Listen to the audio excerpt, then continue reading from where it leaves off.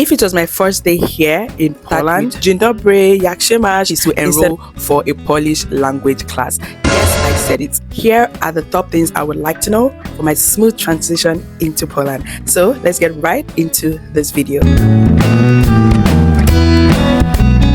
Hi guys, welcome back to my channel. It's your girl, that's Mayowa Way. You can call me Mayowa or you can call me May, and welcome back to my channel. This year makes it 10 years, or this year will make it 10 years that I've been living in Poland, and unfortunately I picked up my card as a permanent resident, or should I say EU long-term resident today, and I am so excited. I am all dolled up to make this video, and I feel like it's the right time to now.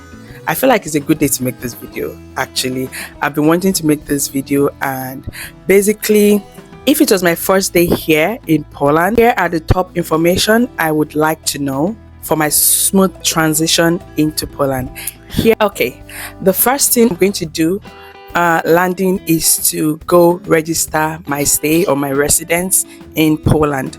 I remember when I arrived 10 years ago as a student, I had no clue on what to do. Thank God that I had a cousin here in the country and she was able to guide me. But I want to be that cousin, I want to be that big sister to you. I want to be that friend that would help you settle down in Poland in a very smooth and in a very comfortable way without feeling lost.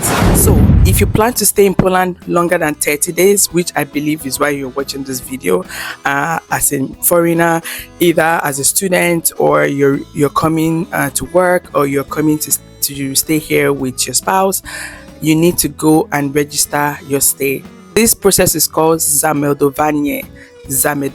That's what it's called. To do this, you need to visit the local urząd. It's at Rondo Mogilski. I would insert address while editing this video.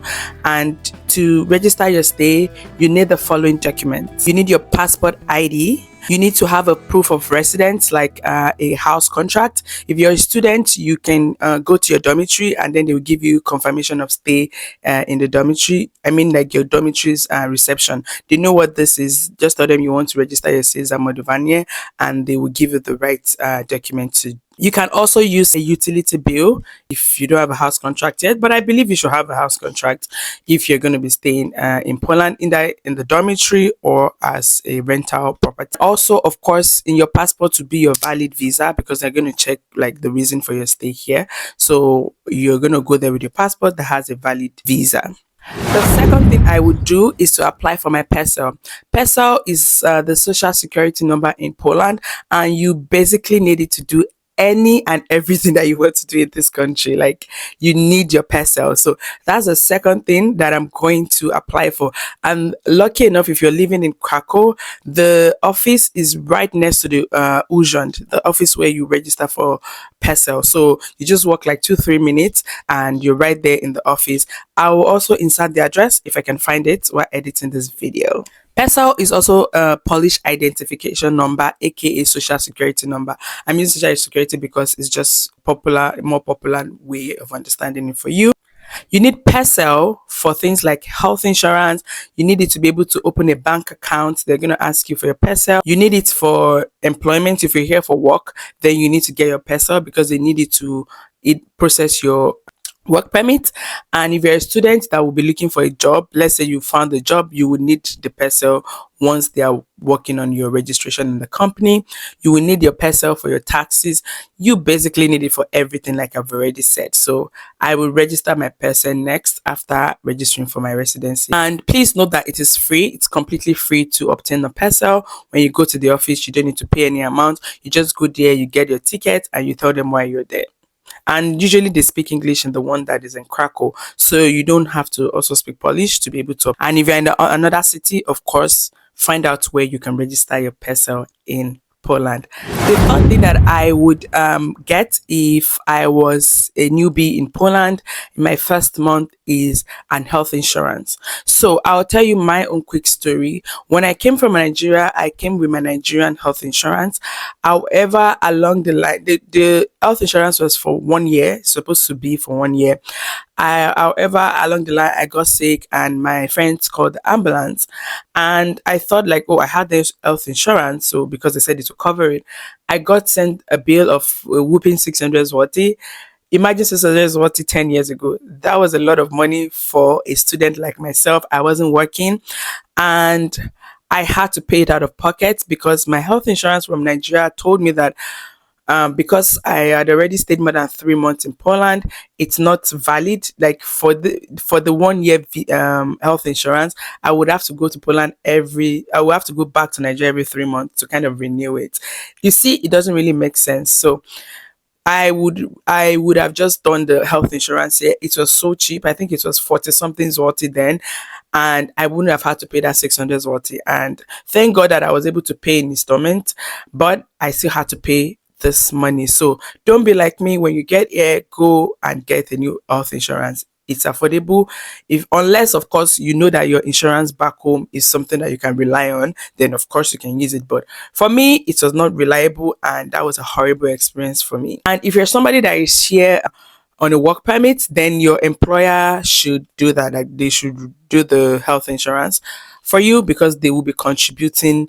It's part of your package. I've forgotten what it's called right now, but yeah, it's part of the package when you're coming into the company that they register for your taxes, your health insurance, your um what's it called now, retirement. Yeah, your retirement. So that's all that you do with Zeus. They should basically enroll you in NFZ.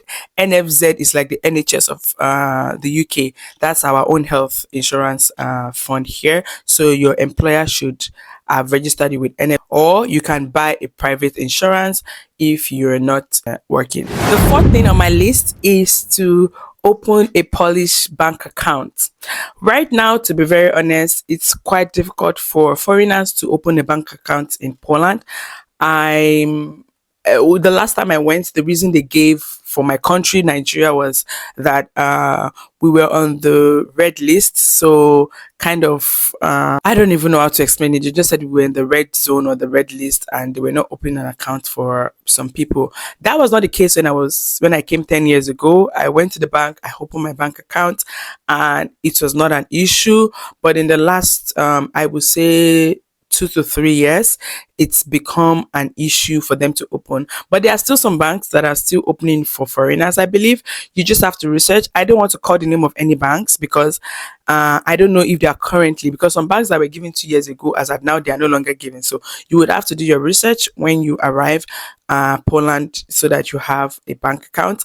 And you can also open a Revolut account as an alternative if you are finding it difficult to open a bank account in Poland. So you can open a Revolut account pending the time that you're able to figure out the bank that would you are able to figure out a bank that would basically open a bank account for you. So you need a bank account, for example, to be able to make payment for your rent, because of course some landlords would receive cash, but imagine having to go to your landlord every month, or your landlord having to come to you every month to collect cash. It's not really convenient for you, it's not really convenient for them. What if you're not currently in the city and you need to pay your rent? Because here in Poland, in your contract, it's stated when you should pay, and usually is up until the 10th of every month.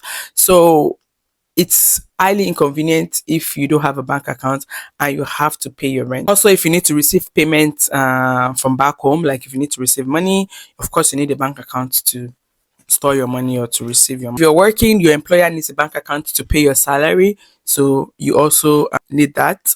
So the document that you need to open a bank account, of course, your passport, your proof of stay. So either your confirmation as a student or your work contract, and your proof of accommodation. I think they now require that, or proof of address. Birth certificate, I just always take it as an additional document. They don't necessarily always request it. Maybe some of them I request it, but I would say take your birth certificate just in case. And yeah, those are the documents that you need to open a bank account in Poland currently. Guys, leave in the comment section if there are any documents that are missing based on the new laws. If you've opened a bank account recently, to help other people, it's always nice to just leave a comment. And of course, if you're enjoying this video so far, don't forget to like, don't forget to share, don't forget to leave a comment below. It helps to push out my content. It helps to encourage me. I'm on my way to 1,000 subscribers. Guys, please, I'm begging you, subscribe to the channel. If you're watching the channel for the first time and you've not subscribed, please press the subscribe button now, and I will appreciate it. That's the only way you can support my content. So thank you, and let's go. First thing that I would register if it was my first day in Poland was register with ZUS. ZUS is the, let me reframe, ZUS is the social security, and PESEL is the personal identification number. So if that makes sense, so is PESEL is his social security number, while ZUS is the organization, like the social security organization. And if you're working, your employer must register you with ZUS. It's mandatory. If you're self-employed, you need to go there or go to their website to also register yourself. I would add a picture of the address if I can find it for the ZUS in Krakow, because I live in Krakow, so I can only provide information regarding Krakow, but you can literally just Google it, like just go online, ZUS near me or ZUS in my city, and you will find their address if you're somebody that is self-employed. But if you're somebody that is working, then your employer is going to do that for you. The sixth thing I'm going to do is to check my visa expiry date. Guys, this is very important because I'm not sure what the length of your visa stay is, if it's 3 months, if it's 6 months, if it's 1 year, but you need to note down the length of your visa so that you apply for your residence permit before it expires. Because if it expires and you've not registered for it, you would have to go back home and get a new visa and then come back to do the residence permit.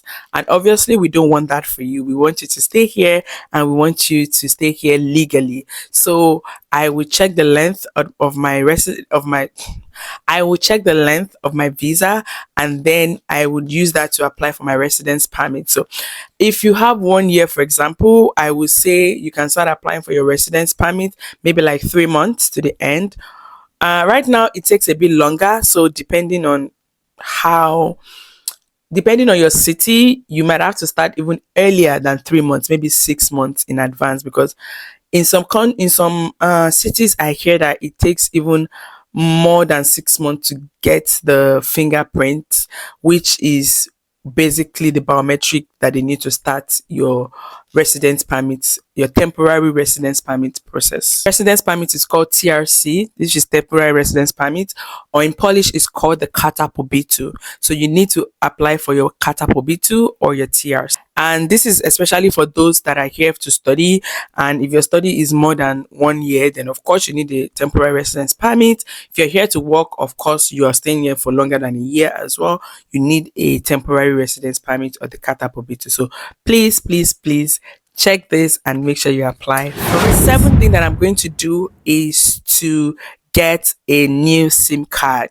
So you're in a new country now, you're no longer back home in your country, and I know there are a lot of like eSIM, so you can either get the eSIM or you can get the physical SIM, but you also need the Polish phone number for a lot of your registration here. So those are part of the things that I would do. I would get a Polish SIM, and you can get a SIM card with any of the suppliers: T-Mobile, Play, Orange, Leica Mobile.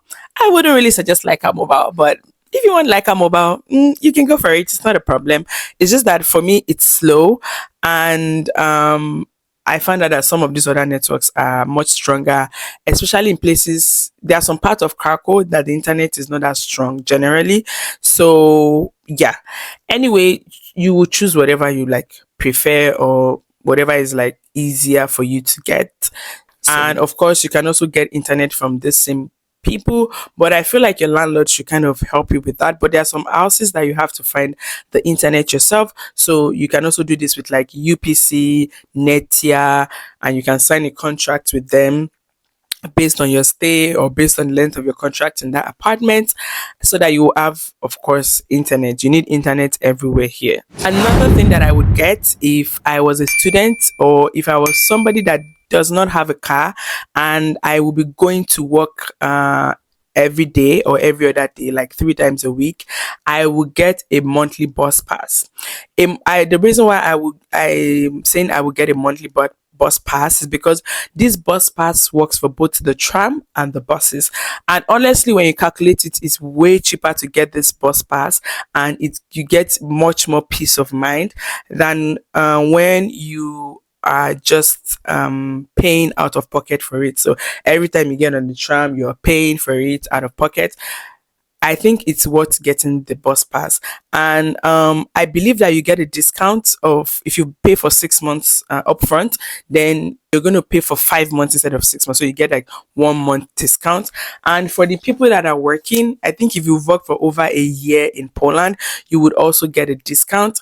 And you as a student, you automatically get a discount. I think it's 50% discount or 49% discount. So definitely get that bus pass. It gives you peace of mind because the inspectors are always in the bus randomly. You can't predict when they'll be in the bus, and the fine is way more than the bus pass. Like it's like 4 or 5 times more than the actual price of the bus pass. So you choose your poison. And if you're somebody that wants to drive, you want to get a car, then I think you can use your international license to drive for a year in Poland. Please double check that. But I believe that you can use your international driving license no more than a year. And you can also convert your local license in Poland. You can convert it. However, you cannot use the converted driving license for commercial use. So you cannot use it as a Uber driver or as a Bolt driver. You would have to get a Polish driving license from scratch to like go to the driving school, pass the driving test to be able to use it commercially. But if you're gonna just be driving personally, then you will be able to convert your driving license and you'll be able to use it to drive in Poland if you are somebody that will be getting a car. Number 9 is for people that will be purchasing the property here in Poland. Yes, guys, some people relocate and they purchase property. So this is for you. You will need to register for your waste collection services here in Poland. If you buy a house or if you own a house here, I mean a property like house, apartment. I think it's mostly for a house. So the 10th thing I would do if it was my first month in Poland is to register for my tax. It's very important when you're in the country and you're earning, you're working, that you pay your tax. So you need to get your NIP number. That's your tax tax identification number. You need to obtain that. So if you're employed, your employer would sort that out. But if you're self-employed, then you need to go and register for your tax identification number either on their website or at their office in your whatever city that you're residing in. The number 11 thing I would do is for people that are relocating with their children. So if you're relocating with children in Poland, you would need to, of course, register your children in the school. From my knowledge, I think the public school from 3 years and above is free in Poland. And of course, if you want to register your child in a private school, there are a lot of private schools. We have the British International School, American schools, and just international schools generally. But the difference is that you're going to be paying out of pocket, and if you can afford it because it's not cheap, then of course you can enroll your children in a private school, or you can enroll your child in the public school, which is free, and they will also be able to learn Polish, which will help them to integrate faster into the society. So not that you can't do that in the international school, because of course you can attend Polish classes. It's just that in the public school, you're forced to speak Polish more. So maybe to help them to practice their Polish and get better faster. But ultimately, that's your decision as your parents, not my decision. So international schools are available in a lot of the major cities: Warsaw, Krakow, Poznan, Wrocław. So yeah, and if you're here as a university student, of course you need to go to your school administration to let them know that you have arrived in the country, and to get more information about your classes, your courses, if there are some other things that you need to register for, and so on and so forth. I remember on my first day, oh my gosh, I got out of my room, and obviously I didn't speak a single Polish, but I just prayed to God. And the moment I walked out, I think the first or the second person I asked was like, "Hello, do you speak English?" And they were quite friendly, and they were able to like, I just showed them the address of where I wanted to go really, and they were able to direct me in the right direction. I don't even know why I didn't get a taxi. Honestly, guys, I didn't know how to get a taxi. I was very young when I came to Poland, and I didn't really know how to do things for myself then. Everything, the way Nigerian parents are back home now, like everything is being done for you for the most part. So I was not used to doing things by myself. I had to learn. I have to learn. This was a hard launch for me when I came to this country. And yeah, I was able to find my way around. Of course, I got lost. It took me like 2 hours to find something that was so close to me, but ultimately I found it. So don't be shy to ask, "Hey, hello, do you speak English?" The first person might not, the second person might not, but ultimately you find somebody, especially in the big cities like in Krakow. A lot of people speak English, so don't be scared on your first day to ask for help in terms of direction, in terms of anything. And of course, it's 2025. We have Google Translate. Ultimately, like if all else fails, just put it on Google Translate and show it to them, and voila, you're ready to go, baby. I think this is going to be my last point for today. The 12th thing I'm going to be doing, if it was my first day or if it was my first month in Poland, is to enroll for a Polish language class. Yes, I said it. Enroll for a Polish language class.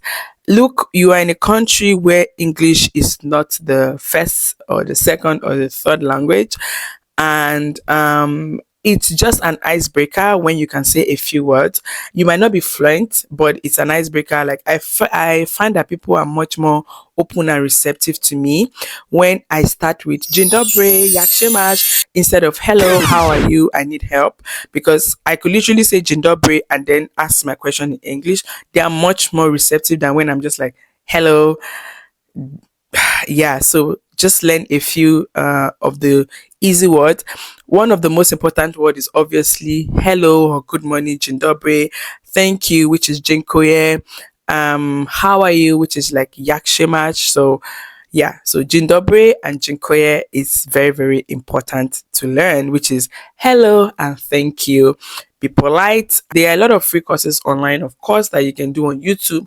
Or if you feel like you do better with working with a group, then you can just enroll with a group or with a class and the language course. And they usually have like small groups, maybe like a group of 5 or 6 or 7 or 8 or 9 of you guys that will be learning together. So you start from A1 obviously, and then you progress from there.